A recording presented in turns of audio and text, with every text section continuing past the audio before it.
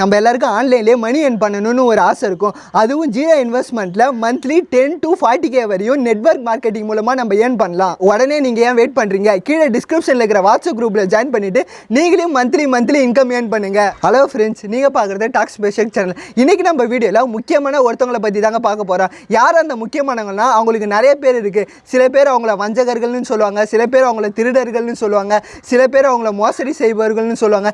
இந்த மாதிரி அவங்களுக்கு ஏகப்பட்ட பேர் இருக்குது. இந்தியா மாதிரியே உலகத்தில் இருக்கிற எல்லா நாட்டிலையும் திருட்டு சம்பவம்லாம் நடக்கும். ஆனால் இந்தியாவில் நடக்கிற திருட்டு சம்பவம்லாம் எப்பவுமே ஒருபடி மேலே தாங்க. ஏன்னா நம்ம ஆளுங்களாம் அந்த அளவுக்கு பலே கில்லாடிங்களாக இருப்பாங்க. எவ்வளோ பெரிய திருட்டையும் ரொம்ப அசால்ட்டாக பண்ணுவாங்க. அவங்களோட 100வது திருட்டை போஸ்டர் ஓட்டி கூட கொண்டாடுவாங்களான்னு பார்த்துக்கோங்களேன். இன்னைக்கு நம்ம வீடியோவில் பார்க்க போகிற இந்த 5 திருடங்க எல்லா திருட்டு பசங்களுக்கும் ஒரு மாஸ்டர்னே சொல்லலாம். ஏன்னா அவங்க அந்த அளவுக்கு அவங்களோட மூளையை செதுக்கியிருக்காங்க. சரி, நம்ம தொடர்ந்து பேசாமல் வேகமாக இந்த 5 திருடங்களை பற்றி பார்க்கலாம்.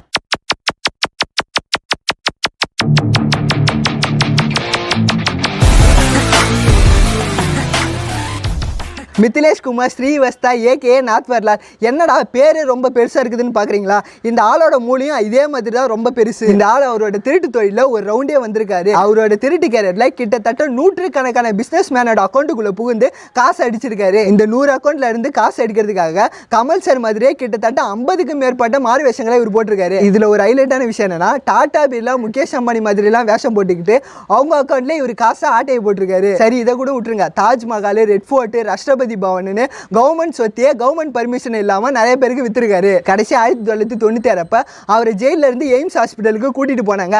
அப்ப அவர் போலீஸ்க்கு டிமிக்கி கொடுத்துட்டு ஹாஸ்பிட்டல்ல இருந்து தப்பிச்சு போயிட்டாரு. அப்ப அவருக்கு வயசு ஒன்றும் பெருசாகல, வயசு 84 தான் ஆச்சு. அப்பனா அவர் எவ்வளவு பெரிய ஆளுன்னு நீங்களே கற்பனை பண்ணி பார்த்துக்கோங்க.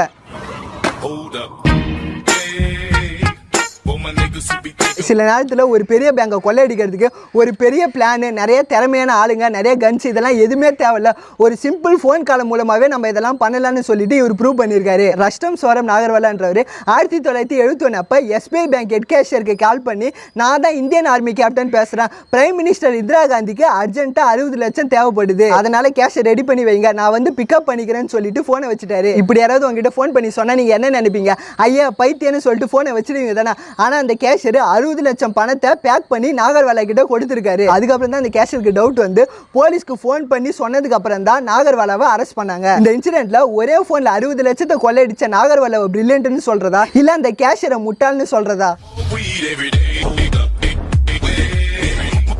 பொதுவாக கொள்ளையடிக்கிற படத்தை பார்த்தாலே நம்மளுக்கும் மணி ஏர்ன் பண்ணணும்னு ஒரு ஆசை வந்துடும். அப்படிதான் கேரளாவில் இருக்கிற இந்த திருட்டு கும்பல் கொள்ளையடிச்சிருக்காங்க. வெறும் 4 பேர் இருக்கிற இந்த திருட்டு கும்பலில் 2007 அப்போ செகண்ட் ஃப்ளோரில் இருக்கிற பேங்கை கொள்ளையடிக்கிறதுக்காக பேங்க்குக்கு கீழே இருக்கிற ரெஸ்டாரண்ட்டை வாடகை எடுத்து அந்த கடையை நாங்கள் ரினோவேஷன் பண்ண போகிறோம்னு சொல்லிட்டு கடையை இழுத்து மூடிட்டாங்க. அதுக்கப்புறம் அவங்க கடையில் இருந்து மேலே இருக்கிற பேங்க் வால்ட்டுக்கு ஓட்டை போட்டு கிட்டத்தட்ட 80 கிலோ தங்கத்தையும் 5 லட்சம் பணத்தையும் கொள்ளையடிச்சிட்டாங்க. இவ்வளோ பக்கமாக ஆட்டையை போட்டவங்க அவங்க கடையில் இருக்கிற ஓட்டையை மறைக்காததால போலீஸ் கிட்ட ஈஸியாக மாட்டிக்கிட்டாங்க. எப்படி யோசிக்கிறீங்கன்னு அந்த 4 பேர்கிட்ட போலீஸ் விசாரிச்ச போது அவங்க என்ன சொன்னாங்கன்னா, இந்தி படம் தூம் படம் பார்த்து இன்ஸ்பயர் ஆகி தான் நாங்கள் இந்த பிளானே போட்டோன்னு அவங்க சொன்னாங்களாம். இதே மாதிரி ஹரியானாலையும் ஒரு சம்பவம் நடந்திருக்கு.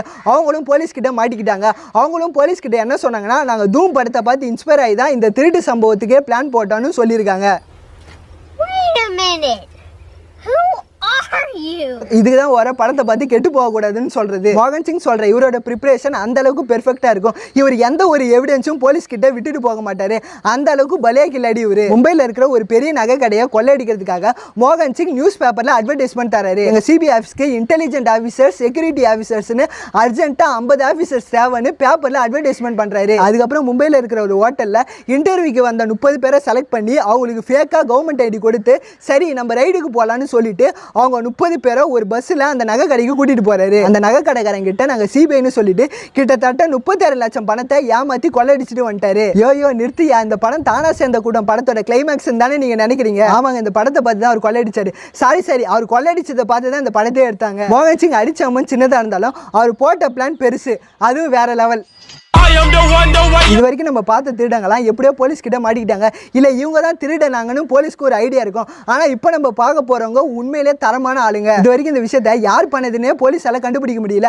அநேகமா இது தமிழ்நாட்டுக்காரங்க தான் பண்ணிருப்பாங்கன்னு எனக்கு தோணுது. ஆகஸ்ட் 6 2016 அப்ப சேலம் ஐஓபி பேங்க்ல இருந்து சென்னை RBI பேங்க்குக்கு ட்ரெயின்ல போன 362 கோடியில 6 கோடியை நம்ம ஆளுங்க ட்ரெயின்ல ஓட்டையை போட்டுட்டு ஆட்டையை போட்டுட்டாங்க. திருட்டு பசங்க ஓடுற ட்ரெயினோட ரூஃபை 2x2 ஸ்கொயர் ஃபீட்ல அழகா கட் பண்ணி ட்ரெயின் உள்ள இருக்கிற பணத்தை ஈஸியா கொள்ளையடிச்சிட்டாங்க. இதுல சோகம் என்னன்னா அவங்க திருடி 3 மாசம் கழிச்சு நவம்பர் 8 2016 அப்ப இந்தியாவில் டிமானிட்டைசேஷன் அனௌன்ஸ் பண்ணி புது 500 ரூபா தாள் 2000 ரூபா தாள் ரிலீஸ் பண்ணிட்டாங்க.